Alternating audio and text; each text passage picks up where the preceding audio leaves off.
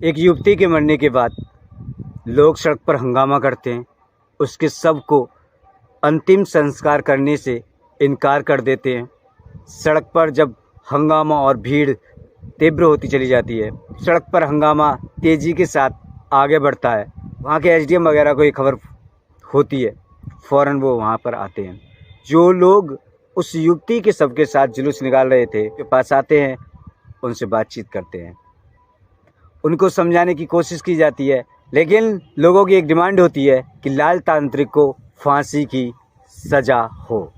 सो ये मामला क्या है, क्यों लोग सड़कों पर उतरे थे, किस वजह से इतनी हंगामा हुआ, किस वजह से एसडीएम को भी वहाँ पर आना पड़ा, सारी कहानी जानेंगे पूरे विस्तार से। हेलो, नमस्कार, आदाब, सत श्री अकाल, कैसे आप सब। मैं सान स्टार हाजिर हूँ फिर से एक और नई कहानी के साथ। तो आज जो हम कहानी सुनाने जा रहे हैं वो उत्तर प्रदेश के बहराइच ज़िले की है। होता यूँ है कि एक 26 साल की लड़की कई रोज़ से बीमार चल रही है, कई महीने हो गए उसे बीमार चलते चलते, लेकिन उसका इलाज नहीं हो पा रहा है। जैसे कि आपको पता ही है, कुछ लोग अंधविश्वासी होते हैं, अंधविश्वास पर ही ज़्यादा विश्वास रखते हैं। उन्हीं लोगों में से किसी ने उनको भी ये सलाह दी कि अपनी बच्ची को लाल तांत्रिक को दिखा दीजिए, वो इसका इलाज कर देगा। झाड़ फूक का मामला था जनाब। बच्ची कई महीनों से बीमार थी, सही नहीं हो रही थी, तो उसके माँ बाप को लगा ठीक है, एक बार तांत्रिक को भी दिखा लेते हैं, शायद कुछ फ़र्क पड़ ही जाए। वो अपनी बच्ची को लेकर तांत्रिक के पास जाते हैं, जो लाल तांत्रिक के नाम से मशहूर है। वो उस लड़की का झाड़ फूक करता है, और अगर आपने देखा हो, ज़्यादातर तांत्रिक औरत का इलाज अकेले में ही करते हैं, बंद कमरे में करना पसंद करते हैं, उनके आसपास किसी को भी आने की इजाज़त नहीं देते हैं। यही लाल तांत्रिक भी करता था। लड़की खूबसूरत थी, जवान थी, 26 साल उसकी उम्र थी। तांत्रिक भाग गया और उसने उस लड़की के साथ रेप किया, दुष्कर्म किया, और इतनी बेरहमी के साथ उसके साथ रेप किया, दुष्कर्म किया कि उसके जो प्राइवेट अंग थे उसको भी उसने चोटें पहुंचाई थी। यहाँ तक कि वो लड़की बजाय ठीक होने के और ज़्यादा गंभीर हालात में पहुंच जाती है। इस लड़की की गंभीर हालत देखकर उसको लखनऊ के हॉस्पिटल में भर्ती कराया जाता, वहाँ पर उसका इलाज कराया जाता है। इलाज चल रहा होता है कि उसी दौरान उस लड़की की मौत हो जाती है।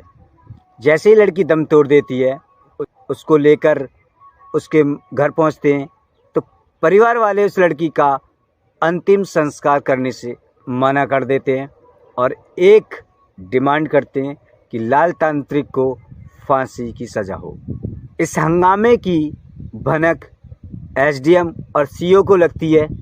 वो फ़ौरन उस हंगामे वाली जगह पर पहुंचते हैं और लोगों को समझाने की कोशिश करते हैं, लेकिन समझाने के बाद भी वो लोग अंतिम संस्कार करने से मना ही कर देते हैं।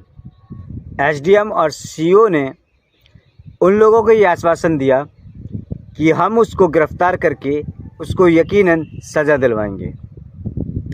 लोगों को ये विश्वास दिलाया गया, हम उसको पक्का सज़ा दिलवाएंगे, आप हम पर यकीन करें, आप इसका अंतिम संस्कार करें।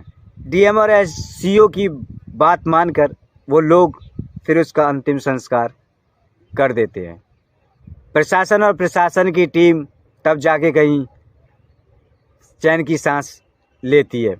सो दोस्तों, एक बात यहाँ पर याद करने वाली ये है कि इन चीज़ों पर बिलीव ना करें, ये फालतू की चीज़ें हैं, कभी भी फालतू की चीज़ों पर तो बिलीव ना ही करें। तांत्रिक भगवान नहीं है, तांत्रिक डॉक्टर नहीं है, ये आपको बेवकूफ़ बनाते रहते हैं और आप बनते रहते हो। ये अंधविश्वास है, इस पर विश्वास नहीं करना चाहिए, ख़ास तौर से झाड़ फूक करने वालों पर। सो दोस्तों, ये कहानी सुनाने का मकसद किसी का दिल दुखाना नहीं था, किसी की भावनाओं को ठेस पहुंचाना नहीं था। मैच आपको होशियार करना है, सतर्क करना था कि ढोंगियों से बचिए, तांत्रिक वांत्रिक कोई कुछ नहीं होता है। काश वो लड़की भी ना ये उसके पास जाती ना वो तांत्रिक इस तरह की घटना का अंजाम दे पाता। आपको ये कहानी कैसी लगी जरा सा कमेंट करके बता दीजिए। अच्छी लगी हो तो लाइक करिए, चैनल पर नए हैं तो सब्सक्राइब कर दीजिए। मिलते हैं फिर और नई क्राइम स्टोरी के साथ में, तब तक के लिए चाहते हैं आपसे इजाज़त। खुश रहें, खुशहाल रहें।